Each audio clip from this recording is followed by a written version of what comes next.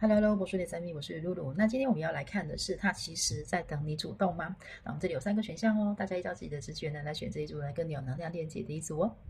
选好了吗？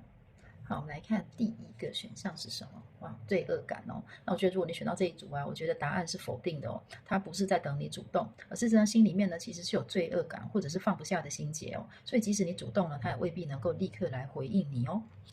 好，我们来看第二个选项是什么？哇，迷宫。那我觉得如果你选到这一组啊，我觉得是有一点事哦。他其实希望你主动，但是呢，他自己呢也很迷茫，他不知道应该怎么样去面对这段关系哦，所以说会一直停在原地哦。好，我们来看第三个选项是什么？哇，connection。那我觉得如果你选到这一组啊，我觉得答案是有的哦。他一直没有真正的放下这段链接，那也期待说你们还有重新互动的机会啊。那如果说你愿意跨出第一步的话，那也许就会带来一些新的转机哦。那如果是你的话呢，你会选择主动一次呢，还是继续等待哦？那欢迎大家在留言区里面告诉我哦。See you next time，拜拜。